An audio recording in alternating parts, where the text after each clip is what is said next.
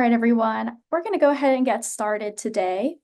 To introduce myself, my name is Bailey Albert. I am the Communications Fellow here at Virginia Sea Grant, but I also work on the Aquaculture Information Exchange as part of my internship here, filling in for Joe while he's on parental leave. Thank you all so much for joining us for today's Connect and Learn. I'm so excited to introduce you all to Michael Chambers, who is the Research Associate Professor at the University of New Hampshire Center for Sustainable Seafood Systems. And he's going to be giving an overview of the offshore aquaculture activities in the Gulf of Maine. And before I pass it off to Michael, I want to quickly plug our Aquaculture Information Exchange YouTube channel that I'll send out in the chat. At the conclusion of these presentations, they are all recorded and they will be posted on the YouTube channel and also on our Connect and Learn group on the Aquaculture Information Exchange, which I'll also enter into the chat now. So you all can find these presentations there following the conclusion of them. And now, without further ado, I'm going to pass it off to Michael. Okay.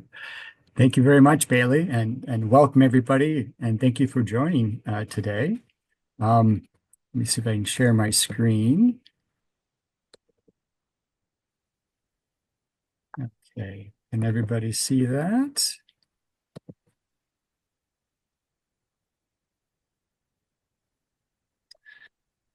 So yes, it's a pleasure to be here and share some of the many research activities we have ongoing here at the University of New Hampshire.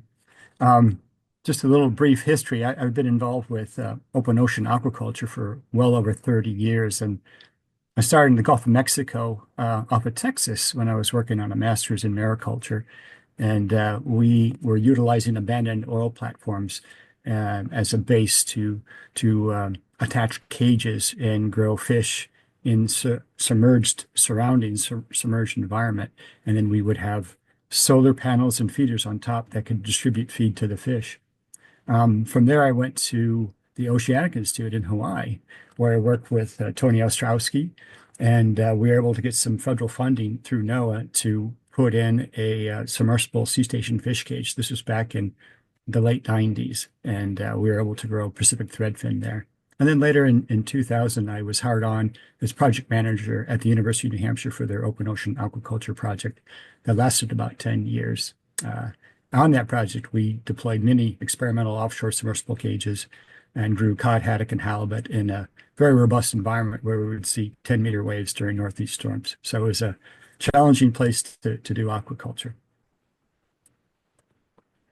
So before I get started, I'd like to share our amazing and talented team of engineers and biologists that make this possible. This is not one person, two people, three people. It takes a team to operate successfully in the open ocean.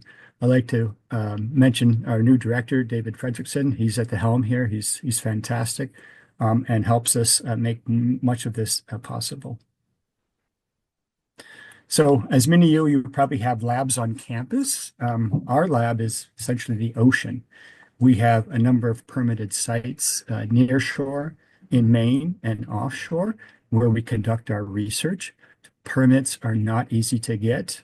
In fact, they're very challenging to get, and even more so these days. But we have one nearshore site that's integrated for two kelp longline systems and an IMT system called the Aquafort. We have a second site permitted over in Odium Point, close to the Seacoast Science Center, and that's for teaching and education. That's you can actually wade to this particular site. We have a main LPA out at the Isle of Shoals for kelp production. And then finally, we have a very large offshore site that's 130 acres, approximately 4.5 kilometers offshore in 35 meters water depth. And that's where we plan to build out this area with exploring different types of aquaculture gear and equipment, instrumentation, and even wave energy devices. So first, I'm going to talk about IMTA. So currently we're permitted to grow steelhead trout, blue mussels, and sugar kelp on a floating platform at the mouth of the Piscataway River. We've added additional species to the permit.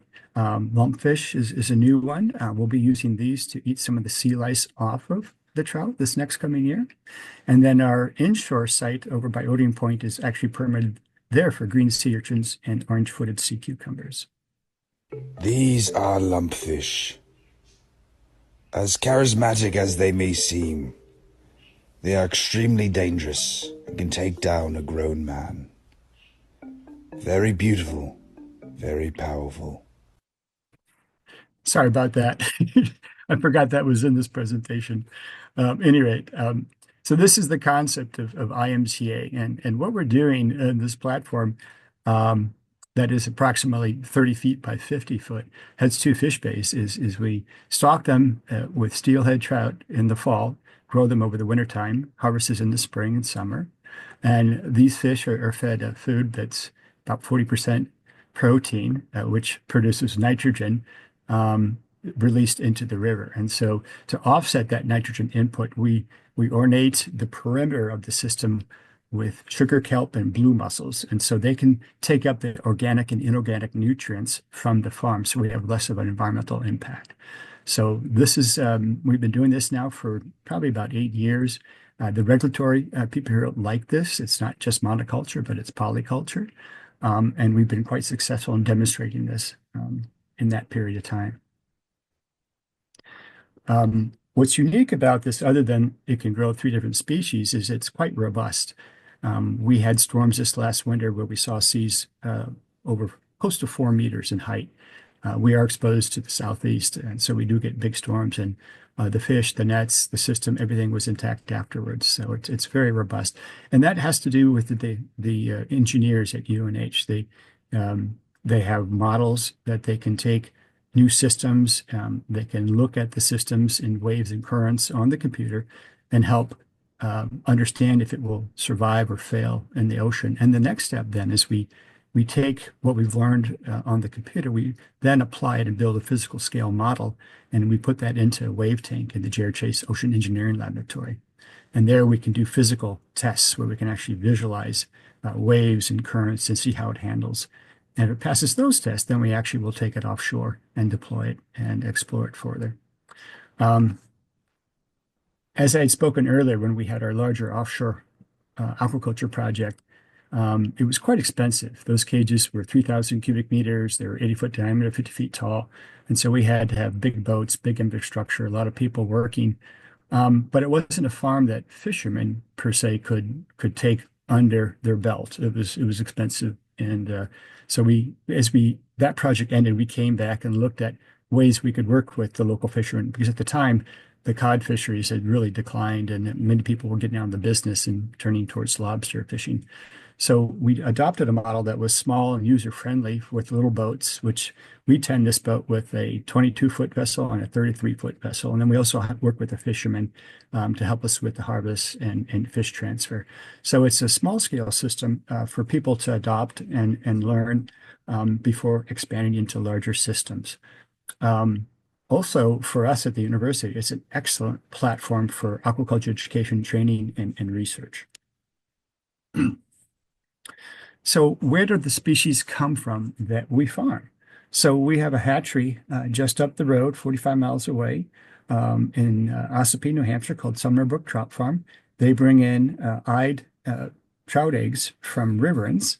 These are hatched and raised in their freshwater race for approximately 8 to 9 months. We use an all-female strain, and we've used different diets in the past that we feed for a month before they go offshore to the saltwater pens. We go directly freshwater, saltwater, and these diets help them adjust to the chloride, the salt content in the water. And this year we're using a new diet produced by Rengen called the Super Smolt.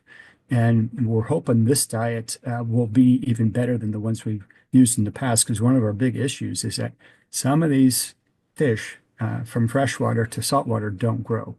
We call them slinks, and they stay the same size the whole time in the cage. They take up space, they don't eat, they don't grow, and this can range between 5 to 50%. So it's an issue that is high on our list to to solve. And so this year so far, well, in our stocking, these last 2 weeks, the fish are 300 grams. They've come right onto feed, and we feel very optimistic that our slink issue will be very low this year. So our mussels come from Mother Nature. We put in these fuzzy ropes from New Zealand that have a weight at the end. We suspend them again around the perimeter of the platform, and mussels will spawn 2 to 3 times a year, depending on the temperature, and the spat will settle onto this fuzzy rope and grow. And as you can see, they grow outward, and it takes about 16 months, 18 months to get them to about 5.5 centimeters, which is the harvest size. In addition, we will collect mature blades of sugar kelp, and we strip the source tissue off, and we spawn it in captivity, and then we place it in tanks and allow the sporophytes to land on seed line wrapped around a PVC pipe. After about 6 weeks in a flow through, not a flow through, but in a static system where we exchange water once a week, we could then pull out that seed line, and we pull our grow out line through the HDPE pipe, and we connect that seed onto it. And as we pull the line out, it unravels onto the line. It's a real slick mechanism that works well, and everybody in Maine is pretty much using this type of technology. More recently, we have been acquiring our seed from Atlantic Sea Farms in Maine. They've been producing quite a bit of high quality seed, and so it's easier for us at this point just to purchase it. So here's some growth data on our fish from this last year. You can see this group went in end of August, and you can see some of the growth rates as they adjusted to the seawater. And then as the temperatures went up, they started to grow. And then as the temperatures started to come down, they continued to grow. And we had growth throughout the whole season, even when we had temperatures down as low as 3 degrees Celsius. And this is the model that we look at because we want to minimize our harvest density of going over 20 kg per cubic meter. We try to keep it around 15 kg per cubic meter. So as the fish grow, we start to harvest. And as we harvest, top harvest, we decrease that biomass so we never get higher than 15 kg per cubic meter.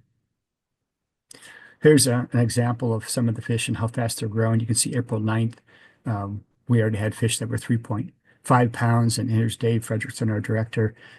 Just a month later, they're already up to 4 pounds, 18 inches. We estimated they're averaging about 7 grams growth per day throughout the grow-out season, which is 7 to 8 months. And this is the fun part of the project. We are able to produce a lot of cool products that we sell, and we take that money and we put it back in the project to buy more fish and more feed. You can see on the left, that's one of our steelhead trout. That was a little over 10 pounds that we harvested in June. We take those directly to local markets where it's sold as a fresh filleted product. This year, we decided to break out of that market and take our fish down to Boston and have them filleted at Red's Best and then smoked at Boston Smoked Fish. And this product is beautiful, tastes wonderful, and now allows us to have shelf life for it. So we now have this in freezers, and then we can slowly take it out and sell it to people. And once you take it out of the freezer, it's good for 30 days. So this is a new source of revenue for this year. We're really excited to see how that goes. As these fish got bigger, we started to see roe production. And so that was another byproduct. We were able to source and sell to some of the local companies to brine it and serve it. Of course, there's fresh mussels that go into the restaurants here. And then more recently, we've been playing around with different breweries that like sugar kelp and making beers out of it. The first one, Portsmouth Brewery, made a Selkie kelp beer that was a popular hit. It's a seasonal beer during the summertime. And more recently, we work with Southern Maine Brewery up in York. They created a Send kelp beer. And then this year, we also took kelp to UNH, where they have a brewmaster's course. And the students themselves will make different types of beers. And we just had the unveiling of a new beer called Imperial Stout that they produced and we had last week. And it was really, really good. So a little bit about the engineering and environmental monitoring work we do. Close to the the Aquafort, we have a environmental monitoring buoy on a single point mooring, and this is collecting a lot of data from our site. It can be up current or down current, depending on which way the current is going from the farm. And you can see the wide variety of parameters that we are collecting. It also has a wave and current meter, so we can use that data, collect that data real time, and utilize that to understand the cage movement during storm events. In addition, we're working with people at the university. We're collecting water samples and conducting eDNA testing to see the seasonality of fish and animals that collect around the cage throughout the year. Summertime there's a lot of fish around the cage. There's a lot of crabs and lobsters on the bottom. In the wintertime, it slows down due to the temperature changes. And then also important, the engineers have developed load cells that we can put in the upper moorings on both sides of the Aquafort. And this has a data logger and battery pack on the cage itself. And so during extreme tide events or storm events, we can record the tensions that are being loaded on the lines themselves. And so this then is helpful to go back to our computer modeling. And the computer model says, well, you need to have a line that can hold 50,000 pounds of load.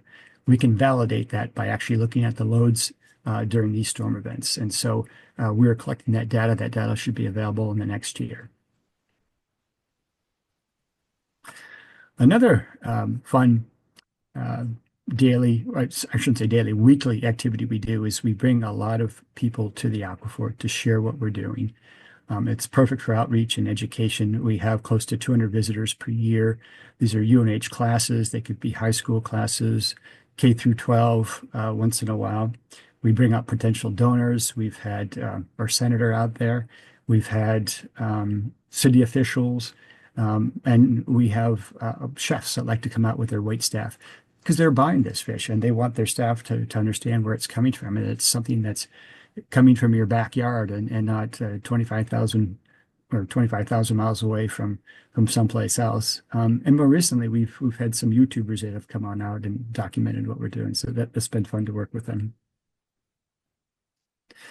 More recently, with the help of New Hampshire Sea Grant, they've provided us with a Qualtrics survey that we can upload on our phones, and we have a QR code that we pass on to visitors when they stop by, and we just have a short survey that we have them fill out to better understand, who they are, what they know about aquaculture, where they came from, what their experience was like. And so this is a great metrics for us to keep an eye on now and in the future, and see how people's understanding of aquaculture may be before going in and after the visit to the system.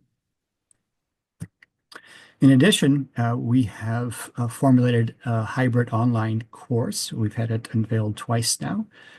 It's a 2-week course that you can take at your leisure time. The last time we ran it, we had people from Kenya and Indonesia and Bangladesh, Norway, and I think Scotland. So we were surprised at how far-reaching it was. I think moving forward, we're going to add to this course and try to do a hands-on component where people can come and spend a couple of weeks here training on the farm to give them a certificate or even to give them credit degrees through UNH. I'd also, this is my last slide on IMTA. I'm happy to announce that we've got funding in the Gulf of Mexico, and we're working with Dolphin Island Sea Lab and University of Southern Alabama for a new project there with an IMTA system.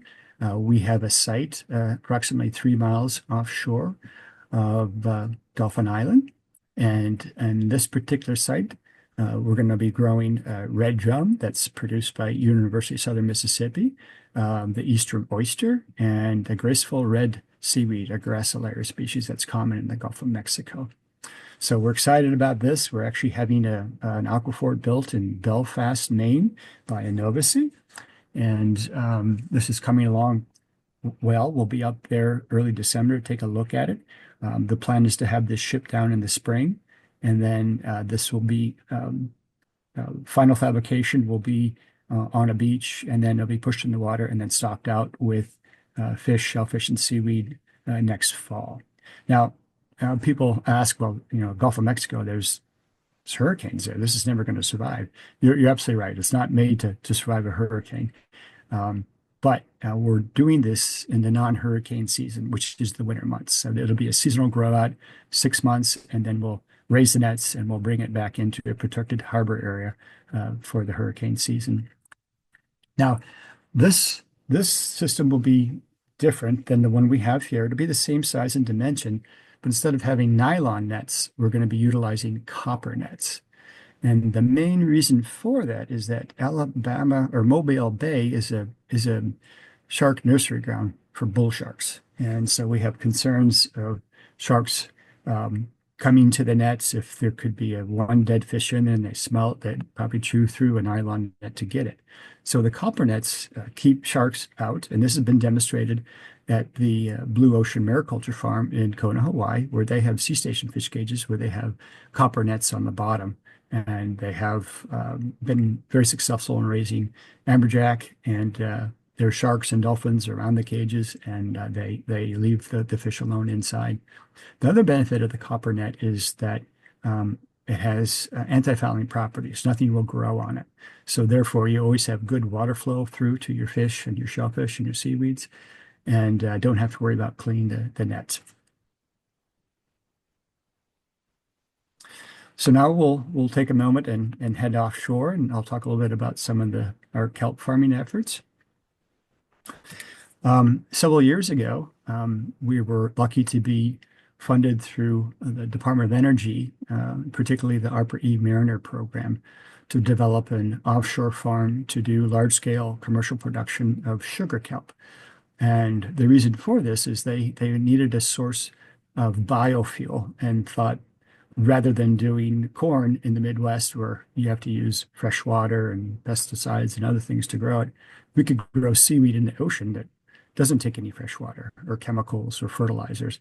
So, and we have a lot of ocean. We have 70% of our planet is ocean. So it seems to make sense as this could be a new area to grow a product to make a biofuel product. So our project was novel in the sense that we wanted to utilize materials that would be more environmental friendly because we do have concerns with entanglement of right whale. So we looked at different types of composite materials. We also looked at how to put in moorings without divers. So we developed an ROV system that could spin helical anchors into the bottom. And then one of the concerns here in the summertime with stratification and different thermoclines is that the bottom becomes warm and there's not a lot of nutrients there. So we developed a hydrofoil that was solar and wind powered that could spin deep cold water, bring it to the surface to feed to the sugar kelp and keep it growing year round. And we wanted to keep the cost down with these materials. So as many of you probably know, we have a real sort of problem with the northern right whale, and I think there's only less than 350 in the Atlantic right now. So it's extremely endangered. There's been multiple vessel strikes that do harm and damage to them. There's also loose fishing gear that can get entangled and do harm to them. So we're very particular about not using line or anything that could go loose as a potential gear to create problems with them. So we decided to use composite fiberglass rebar, and this has unique characteristics. It's quite stiff, yet it will bend. You can pull on it. This is, I think, about a half-inch diameter, and it won't break until it reaches about 20,000 pounds breaking strength. But if you bend it, as you can see in the photos, once it gets to a certain diameter, it snaps, much like raw spaghetti. So the idea of a 5-ton whale coming into your kelp farm and breaking things up, it's not going to be loose lines that can wrap around it. It's going to be stiff, short lines to allow the whale to continue to swim through. So working with the University of New England, Barry Costa Pierce, we were decided to go to an offshore site in Saco Bay, Maine, and work with their group. And we designed a unique, highly tensioned grid that was approximately 2.5 meters below surface. We deployed 36 helical anchors over this 0.65 hectare grid. We utilized 36 fiberglass rods as mooring lines, so not just the grow lines, but the mooring lines. And then we had 26 fiberglass rods where we seeded out juvenile kelp in the fall. Here's some photos showing you one of the composite rods with kelp growing on it. And what's of interest is even though it's stiff, you can still roll it up for ease of shipment and putting on the boat and deployment. And we found that using the stiff line was actually a benefit to seeding out the kelp. The stiffer line was easier to work with than the loose line that doesn't maintain that stiffness in the water when deploying. So what we found out in our 6-month study offshore in the Gulf of Maine off of Saco Bay, Maine, is that the farm endured 6-meter waves and 0.6 meter second currents. Regrew kelp at a density of 6 kg per meter, which is I would say an average. I've seen more than that on other farms, but not bad for this experimental farm. We did find that the stiff line was easier to seed out, and the cost was comparable to that of other lines that are used in the kelp farming industry. We believe this is something that would reduce the risk of oil entanglement. However, we did not have any oil that came close or near the farm. So as a result of that, we certainly need to do further research on this area. Okay, and lastly, I'll talk about offshore shellfish aquaculture, one particular project with the Atlantic States Marine Fisheries Commission. On this particular project, we wanted to look at shellfish gear that was, again, more whale friendly and reduced vertical lines to the surface. And so we have a lot of shellfish farming going on in Maine and New Hampshire, Massachusetts, and other areas, but these are all inshore areas and bays that are shallow water and warm. And so in the case of New Hampshire, we have 17 farmers in Little Bay and Great Bay, and there aren't any other areas really to grow. And so as shellfish farmers grow into space issues, going offshore is a place for them to consider.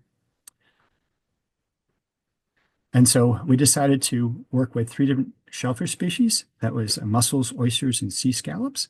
We wanted to look at their growth, their survival at 3 different sites offshore. We wanted to understand the benefits of growing them together. And we utilized different types of bottom condos to conduct this research. So here's the concept. Each one of these systems was set up with different types of release mechanisms, okay? And the release mechanisms are either a lift bag or buoys with rope coiled up inside or on top. And we put in a hydrophone actually it's a pinger we put in the water. And we communicate to the hydrophone on the release mechanism on the system down below. And then once that is communicated to, it then releases the line and the buoys or the line and an inflatable float to come to the surface where it can be retrieved, therefore not having any vertical lines on the system. Here's a demonstration in the tank. Joe Chase. Perfect. And here are the release mechanisms that we utilized. The first was a subsonic time release system where you put it on every 2 weeks or 3 weeks at a certain time and date, and it releases a mechanism that allows a rope and the buoys to come to the surface. That was very cheap, $100. But as you can see, there's other systems out there that are much more expensive. The EdgeTech pop-up buoy, that was $1,000, and that was the black disc on top is what would spin and allow this door to open and those buoys then to come to the surface. And then the Smelts inflatable lift bag utilized scuba tanks that would turn on and fill a lift bag and then bring the entire trap to the surface. And you can see on top here, we have the pinging mechanism. We use an EdgeTech deck box and a transmitter, and that could control the release mechanisms on both the smelts and the EdgeTech pop-up buoy. So here's the 3 sites that we utilized offshore. We went to the Aquafort site. This is semi-protected, 10 meters water depth. We went to our offshore site, 35-meter water depth. And then we went to Swell Aquaculture, Swell Oyster, down off of Hampton. That's totally exposed in 10 meters water depth. Okay, so each site was very different. And here is the condo on the bottom with the subsea tonic system attached onto it. Because these were being put offshore and working with these environments, we had to beef up the condos. These are typically used in the bay on oysters. So we reinforced them, we added more weight. And then the fishermen were very ingenious, the ones we work with, Pete Vlaniken and Vinnie Perrine. They built this HDP, actually it's a PVC collar that we attached to the top and we drilled holes into it. And so when we push this off the back of the boat, that would create short-term buoyancy to keep this thing upright until it hit the bottom. And then water, or I should say air, would slowly leak on out and fill to keep it where it is on the bottom. Now, in addition to sending these condos to the different sites, we put down an AWAC that could measure waves and currents because we wanted to see the energies of these sites. But it also collected salinity, temperature, depth, and current direction and speed, which is really important. So we could kind of put a face of the environment together with the biology of the shellfish growing in those environments. Here's an example of the pinger from a UNH pier, which we placed in the water and communicated via cell phone to the bottom release mechanism. Nope. Here it goes. Oh, wow. Cool. That's awesome. Here's a quick video of how we release them into the Gulf of Maine. This is Eric Bergen, by the way. He's our chief aquaculture person offshore.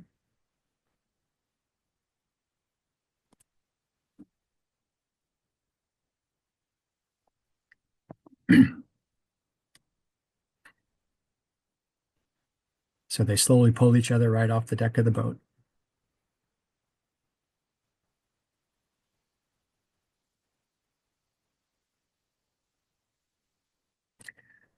So here's some of the growth rates that we saw with the 3 different species. The oysters, as I said, like to grow in warmer waters in Great Bay.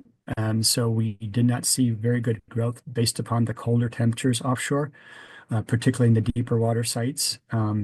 Mussels like the cold water, they like the salinity, and so we did have growth with these in these different sites. And the best growth was actually seen by the sea scallops. Now here's some of the information from the AWAC, and you can see the energies at the sites are quite different. And you can see a storm event at the top line here is from the Swell Oyster site.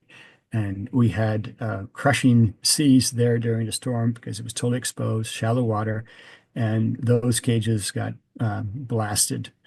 So mortality there was high after these storms, 100% mortality of scallops and mussels. And oysters, we had 35% mortality of the oysters. And the oysters after the storms, rather than being grain, were polished white from the action of the waves and the sand and the condos on the bottom. But you can see at the deep water site, there's very little action that's on the bottom. And then the nearshore protected site where the Aquafort is moderate energy there. So what we found out about these release mechanisms is the cheapest one, the subsea sonic, was not very consistent and got tangled. So we weren't happy with that particular system. The EdgeTech pop-up buoy was fairly successful, but there were some lines that did fray and had some unsaid releases that weren't supposed to happen. And then there were times where we tried to communicate to the bottom. It wouldn't communicate well. But the ones we had the best luck with was the Smelts inflatable lift bag. But what we do find in especially the edge tech and the Smelts, you really have to make sure your batteries are fully charged, because if you don't stay on top of that, then nothing's going to communicate or come to the surface. And then lastly, I'd just like to talk about our offshore site. Um, this particular site, again, it's in state waters. It's in about 35-meter water depth, about 2.75 miles offshore. It is fully permitted for shellfish and seaweed. And so this is a unique site that's open for business. So if anybody has research that they would like to bring, test systems, instrumentation, even wave energy buoys, we have people talking to us about bringing things out there to evaluate them in the open ocean. So we see this as sort of an offshore incubator for technology. And as I'd spoken earlier, getting permits is so difficult. But having permits in hand, people, researchers, private companies that want to move forward with technology, this is a quick, easy way for them to put things in the water. We have incredible infrastructure, our piers, our land-based facilities, our vessels that are made for aquaculture, made for offshore deployment, retrieval, pier structures, and then we have incredible team here of divers and captains skilled at putting together moorings and cages and maintaining them and recovering these things sometimes in adverse conditions. So that's I'll stop here, and I highly encourage you to go to our website for the Sustainable Seafood Systems. We've got a lot more information there, a lot of video and photos to take a look at. And if anybody has interest in any smoked trout, they are for sale. We have a website with a QR code in the bottom corner here. You can go there and go online and order some of this fantastic trout. So I thank you for your time, and I'll take questions now. Thank you so much, Michael. That was a really wonderful presentation. While we're getting questions in the chat, everyone feel free to ask Michael any questions you may have. I'm going to enter an exit survey in the chat. If you all could just take like a few seconds to fill it out. This is how we improve our Connect and Learn sessions. And with that, I will start with the questions as they're starting to come in. So our first question, for trout farming in Pakistan, can you give any guidance on how to get more production in that area? That's a tough question. I'd have to know, what kind of waters are available, what kind of permitting's there. Is this something that wants to be done on a lake or on the ocean? Could they elaborate a little bit more? Yeah, absolutely. While we wait for that, I'll move on to another question. Okay, thank you. Hey, Bailey, sorry. I think Dr. Hyatt actually left the Zoom, so he might not be able to give any more information on that. Okay, perfect. Okay. Thank you for letting me know. Okay, no worries then. We'll move on. Our next question has to do with problems with security. Do you have any of those? So we have signs we put up on the cage that says it's being monitored, which it is, and we have a camera on shore where we can keep an eye on it, and we record the video. Thus far, we haven't had any problems, but absolutely it could be a problem, particularly if you're in more remote areas. And so the other thing we do about security is we're fairly well connected with the local community here. Certainly when we're taking people out, they get to understand what's going on there. And when they go to the restaurants, they benefit from what's growing there. But we also make sure that we work with local fishermen, because those are the eyes on the water. And they know the people on the water that are working out there. And so that's another mechanism that helps minimize any sort of problems with people trying to take fish or do damage to the system. Perfect. Thank you. Our next question is, what are the options for recovering equipment if the buoys fail to deploy? Yes, well, because we have pyramid anchors on either side and we have several of the condos and their release mechanism, this line on the bottom is probably close to 200 feet long. So in a worst case scenario, we've got the GPS coordinates for it. We can drop down a hook and we drag the bottom and we can hook one of the lines in between and then bring it up to the surface. So it's a retrieval process we've used on other systems that have been lost at sea. Yeah, we use a grapple, what it's called, to hook into the line. So, um, our next question asks if you could talk about the offshore shellfish condo deployments and avoiding potential interactions with commercial fishing activities. So the site we have offshore has been there for a while. It used to be owned by two mussel farmers that were fishermen, mussel farming part-time, full-time fishermen. And so the lobster fishermen are aware of the site and where their equipment was. And so that equipment was well marked at the surface with buoys. This system is not well marked, and so it is an issue. Being sort of an aquaculture zone, they don't really fish in that particular area. So I think that helped minimize any issues with fishermen entangling in the gear. But that is one concern is how do people know where your gear is? And then Colleen wants to know how to get one of the kelp beers and how easy is it to permit the use of algae to incorporate into the beer you guys make.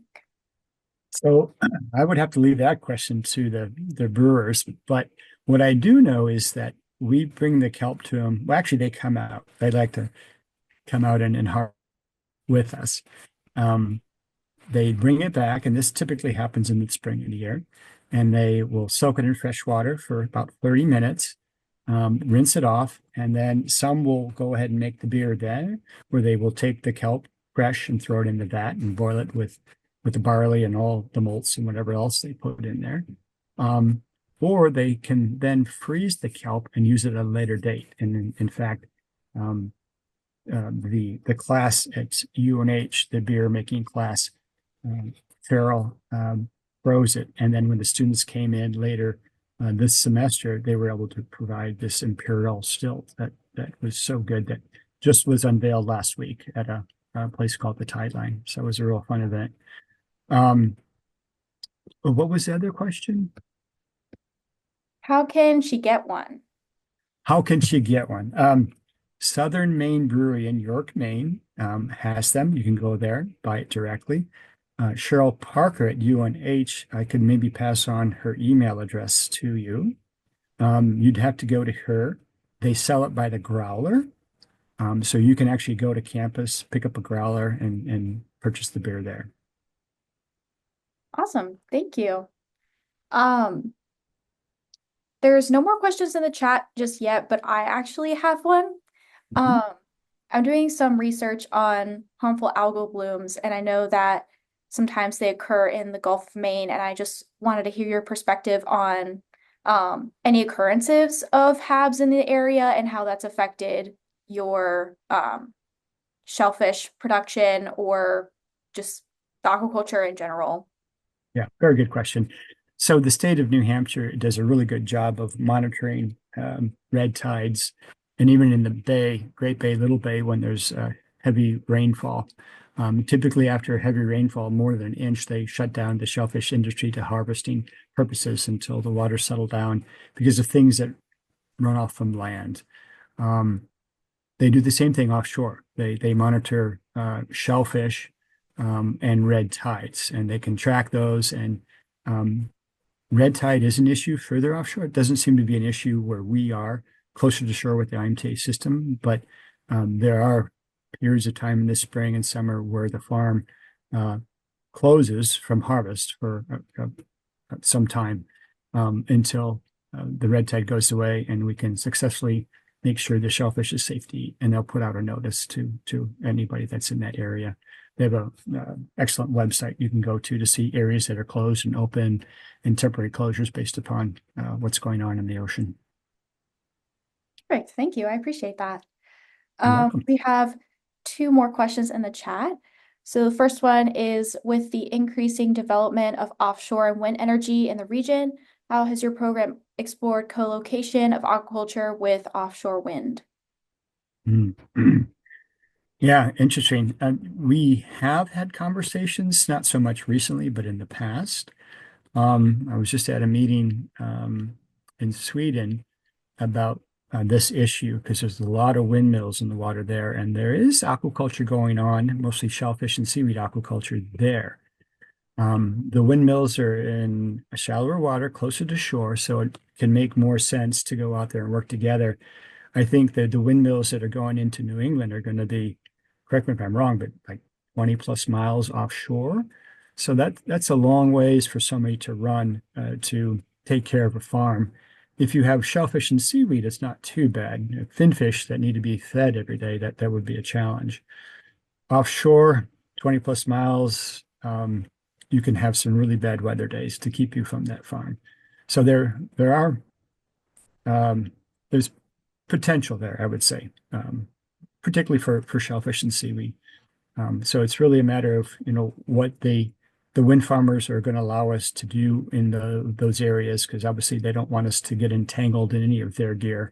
And I think because they're going to be in such deep water, these are going to be floating wind platforms, not caissons that are pounded into the bottom. So having a mooring that keeps that upright and steadfast is something that would have to be careful not to get entangled in. Perfect. And then our next question, if you could just estimate how much it costs to operate the Aquafort annually, just like a general estimate. So to give an example, we typically purchase 4,300-gram fish, and they cost $5 each. That's $20,000. Okay. The food that we purchase is typically equal to that of the cost of the fish, ironically, and that's with a FCR of 1.2, 1.3. So that's another $40,000. Okay. We've got labor, you've got vessel time, you've got insurance, and then the fishermen that we bring on to the project. So we can do the math on the fish and the fish feed, and we have a rough idea of the labor, and we're working on that right now. In fact, we'll be presenting on the economics for this in WAS in New Orleans this next March. But what we're able to do, we believe this year, with the sales of fresh fish and the smoked fish, and this we produce just a little over 10,000 pounds, is we'll be able to generate 100,000 pounds. No, sorry, $100,000 from our fish run this last year. Now, we are only in 10 meters water depth, and our nets are only 15 feet deep. So we can only produce 20,000 pound in this site based upon our permit. We don't have a NPDES permit. If you go over 20,000 pounds per year, then you need that permit. We could get that if we wanted to produce more, but we're just too shallow water. To take the Aquafort and move it into deeper water, say 50, 60, 70 foot of water, we could put on a deeper net and triple the production amount. And that would be much more attractive from a farming perspective. You could put on deeper mussel lines and even add kelp to that to a certain degree. So I'll have some better numbers for you come next spring. Okay, thank you. And then it seems like we have one more question here. Does your research evaluate the potential for larger scale commercial operations? And do you evaluate environmental effects as part of your research? Yes, we have a strict environmental monitoring protocol that happens before the fish go out there to get a control of the site. We do sample and the fish are halfway through grout. And then before we harvest, when we have max peak biomass out there, we sample again. And this includes water quality sampling, benthic sampling, and we have an underwater transect we run, up current, down current, and we do video collection of the bottom 1 meter off. And upon taking the video, we have to bring that to New Hampshire Fish and Game, and they review that video to make sure that we're not doing any damage to the bottom out there. And all the years we've done this, we've not seen any damage.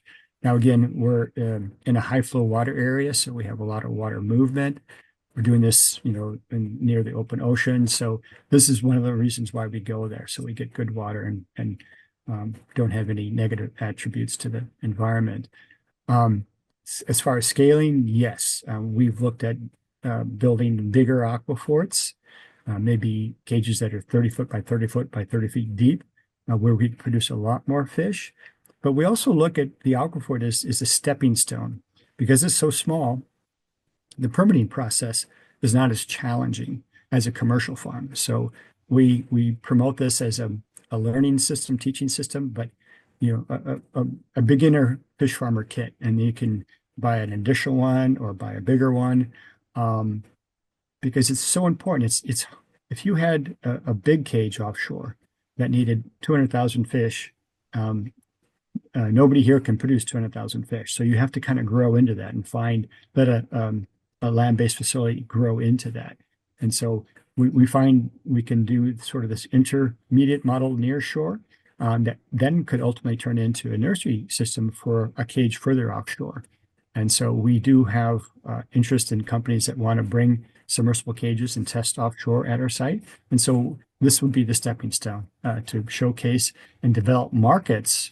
Because if you had 200,000 pounds of fish offshore and they're all ready to go to marketplace, you can flood the market very quickly.